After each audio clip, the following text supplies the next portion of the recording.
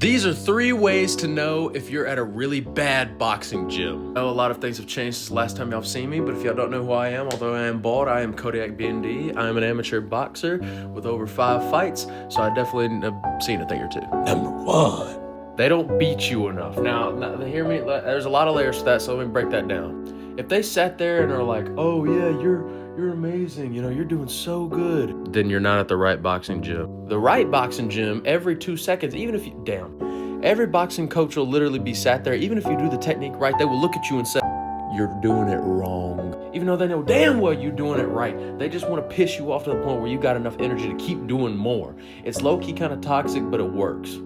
You got your hand down while doing the mitts and come over top and go.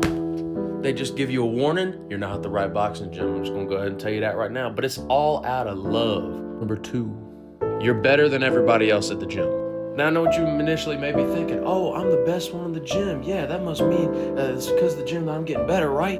No, you need people there who are better than you. You need people who are on the same page as you, and occasionally, you can get a beginner there that you can help develop as well as work on new stuff within yourself. If you don't have at least 2 to 3 guys at that gym who can consistently kick your ass, then you need to think about getting a new gym, because genuinely you're not gonna get better without people there to beat your ass. Like, I promise you, I know the stress of going in every single day and knowing if I am not eating the right shit today, if I'm not doing the right things outside of the gym, like my runs, like my diet, and if I don't come in there, then I'm gonna get into that gym and I'm gonna get my ass beat even worse by my sparring partner, because I know my coach, like I said in the first point, is gonna bully me enough to where I'm gonna have to be with that person every single day we spar. But it works to my benefit because it keeps me disciplined outside the gym, inside the gym, because over time, after sparring with a person like that, you get better.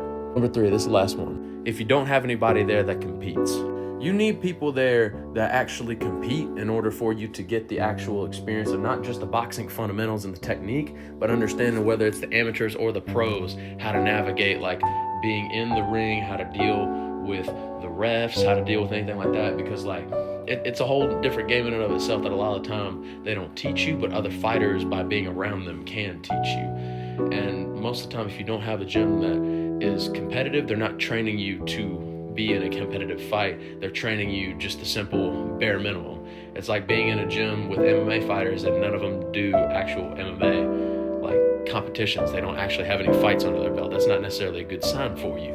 So if you're just kind of going there and they're teaching you just the techniques alone, chances are you're not necessarily in the greatest spot for a gym. Follow me for more boxing content.